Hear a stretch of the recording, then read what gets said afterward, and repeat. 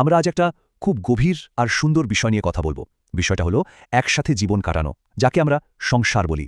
চলুন আজ এই সংসার শব্দটার আসল মানেটা একটু খুঁজে দেখি। তো মূল প্রশ্নটা হলো, এই যে আমরা একসাথে একটা জীবন কাটাই, এর সত্যিকারের অর্থটা কি? এই একটা প্রশ্নকে ঘিরেই কিন্তু আমাদের পুরো আলোচনাটা এগোবে। দেখুন, প্রথমেই একটা খুব সাধারণ ধারণা ভেঙে দেওয়া যাক। সংসার মানে কিন্তু শুধু শারীরিক সম্পর্ক বা সন্তান জন্ম দেওয়া নয়, এর মানে আসলে তার থেকে অনেক অনেক বেশি কিছু। তাহলে সংসার জিনিসটা আসলে কি? সত্যি বলতে এটা কোনো একটা বিশেষ ঘটনা নয়, বরং এটা হলো একসাথে থাকতে থাকার একটা অভ্যাস, যা প্রতিদিনের খুব ছোট ছোট কাজের মধ্যে দিয়ে একটু একটু করে গড়ে ওঠে। সংসার আসলে একটা অভ্যাস, মানে একসাথে থাকতে থাকতে, কথা বলতে বলতে, এমনকি কখনো কখনো একে অপরকে সহ্য করতে করতে যে অভ্যাসটা তৈরি হয়, সেটাই সংসার। এটা একটা থেমে থাকা জিনিস না, এটা একটা চলন্ত প্রক্রিয়া।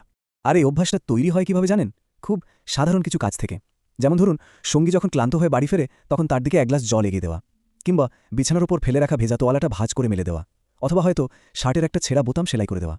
এই অতি সাধারণ কাজগুলোই কিন্তু সম্পর্কের আসল ভিত করে দেয়। কি অসাধারণ একটা কথা, তাই না? একবার ভাবুন তো, ছেঁড়া বোতাম সেলাই করার মানে শুধু বোতাম লাগানো নয়, এর মানে হলো নিজেদের মধ্যে জমে থাকা ছোট ছোট ভুল বোঝাবুঝিগুলোকেও সেলাই করে নেওয়া। একটা মামুলি কাজও কতটা গভীর হতে পারে। আর যখন এই ছোট ছোট কাজগুলো প্রতিদিনের জীবনে মিশে যায়, তখন দুজনের মধ্যে তৈরি হয় এক অদ্ভুত নীরব বোঝাপড়া, এমন একটা অন্তরঙ্গতা যার জন্য কোনো শব্দের দরকারই পড়ে না। এই গভীর সম্পর্কের কিছু চিহ্ন আছে, যা হয়তো আমরা খেয়ালও করি না। যেমন সঙ্গীর গায়ের গন্ধটা কেমন যেন নিজের হয়ে যাওয়া, বা তার মুখের দিকে তাকালেই মনের কথাটা বুঝে ফেলা। ধরুন, জন্মদিনের তারিখটা ভুলে গেল, তা নিয়ে রাগ না করে বরং হাসি মুখে মানিয়ে নেওয়া। কিংবা সারাদিনের হাজারো কাজের চাপের মধ্যেও একবার ফোন করে শুধু জিজ্ঞাসা করা, খেয়েছ? এই ছোট ছোট মুহূর্তগুলোই সেই নীরব ভালোবাসার প্রমাণ।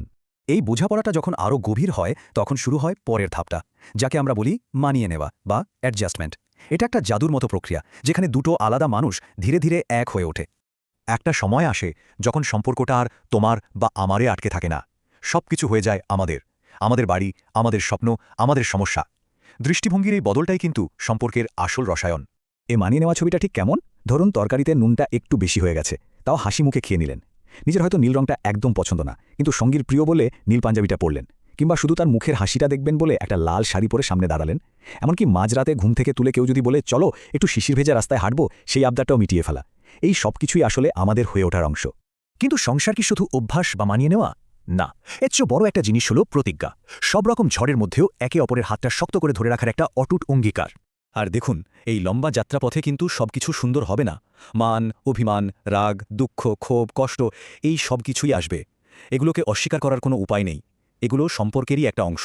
এত কিছুর পরেও, এত ঝগড়াঝাঁটি, দুঃখ কষ্টের পরেও দিনের শেষে আসল প্রতিজ্ঞাটা কি জানেন? সেটা হলো একে অপরের সামনে এক থালা খাবার তুলে ধরা। এর চেয়ে বড় কোনো অঙ্গীকার হয় না। এই একটা কাজেই সমস্ত অভিমান ধুয়ে মুছে যেতে পারে। সংসার মানে হলো কঠিন সময়ে একে অপরের কাছে নিজেকে দুর্বল প্রমাণ করার সাহস।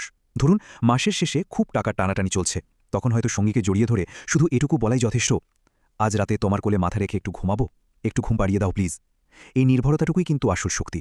তাহলে এত আলোচনার পর আমরা কোথায় এসে দাঁড়ালাম? এটাই, যে সংসার আসলে কোনো গন্তব্য নয়, যেখানে একদিন পৌঁছে গেলেই সব শেষ। এটা একটা নিরন্তর চর্চা, এমন একটা জীবন যা একসাথে যাপন করতে হয় প্রতিদিন। একটা কথা কিন্তু মনে রাখা খুব দরকার, বিয়ে করা হয়তো সহজ, একটা অনুষ্ঠান, একদিনের ব্যাপার।